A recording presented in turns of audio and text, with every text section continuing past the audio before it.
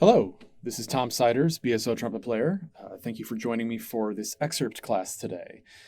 We're going to be working on one of my favorite parts from one of my favorite pieces in the orchestral literature, Richard Strauss's Ein Heldenleben, or A Hero's Life. Specifically, we're going to be looking at the first three E-flat trumpet calls towards the beginning of the battle scene. I'll play them now.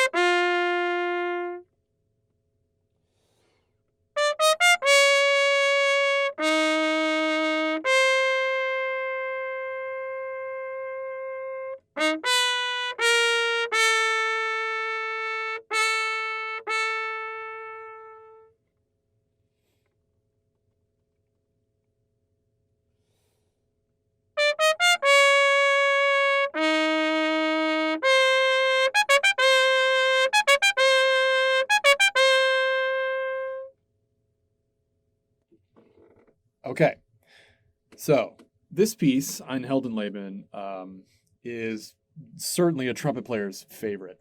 There are 5 trumpet parts total on stage, 3 trumpets in B flat and 2 trumpets in E flat. In the BSO, I always play the first E flat trumpet part, and that's what this is from. So like I mentioned, this is from the battle scene. So think medieval battlefield, you're on horseback, sword is drawn, ready to vanquish your foes, okay? It's very exciting. It's very loud, very powerful, and it needs to be very confident, okay? Now, the dynamic is pretty clear on that. The first 2 calls are marked fortissimo. The last one is forte. A lot of accents. There's not a whole lot going on else in the orchestra while this is happening.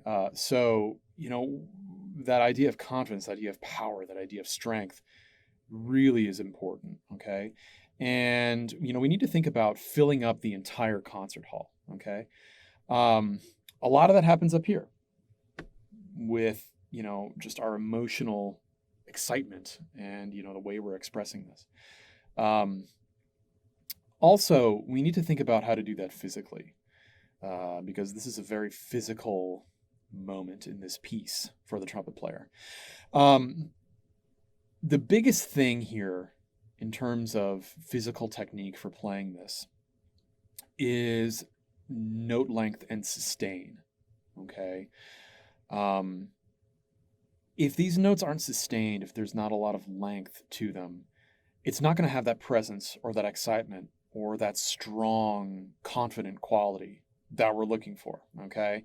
And the way I like to get that in the practice room is by taking the articulations out at first and just slurring through everything, okay? Slowing it down a little bit, slurring through it.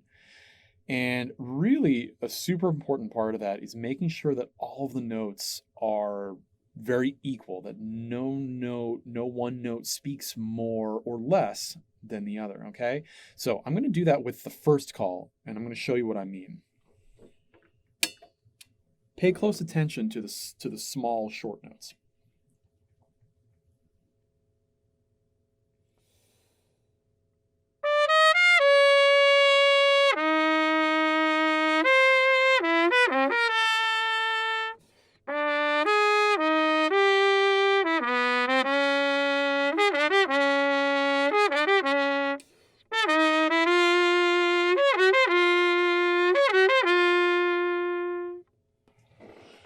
Okay, since we're doing this under tempo, you might find that you have to breathe more often. That's fine, no big deal. So, did you notice those short, small notes like these? And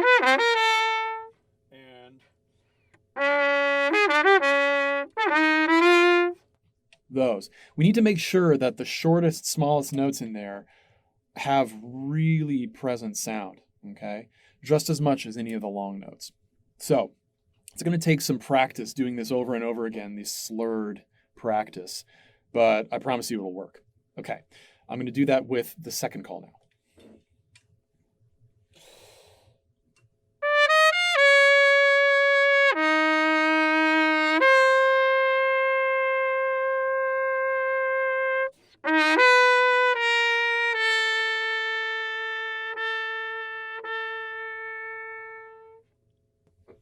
Okay, now, the first really long note in this one, it's concert C.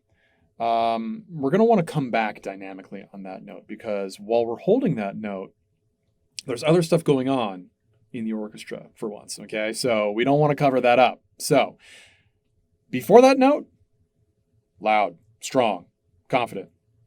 That note, we come back. Right after that note, there's an E flat pickup. Needs to immediately pop back up to that really strong dynamic, okay? So that's kind of the tricky part with that one. Now I'll slur the third call, and we'll talk about its sort of little tricky thing.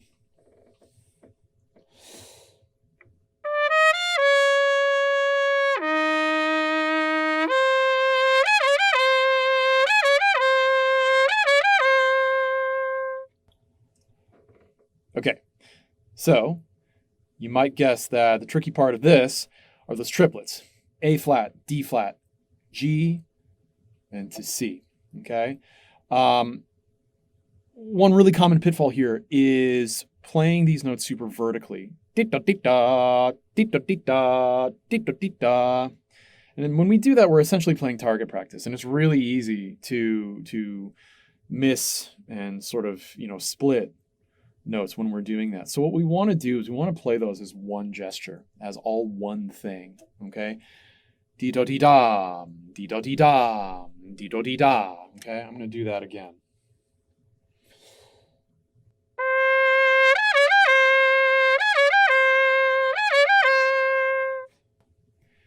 Do you hear that? It's almost like there's gravity. Be-do-dee-da, be-do-dee-da, dee-do-dee-da, okay?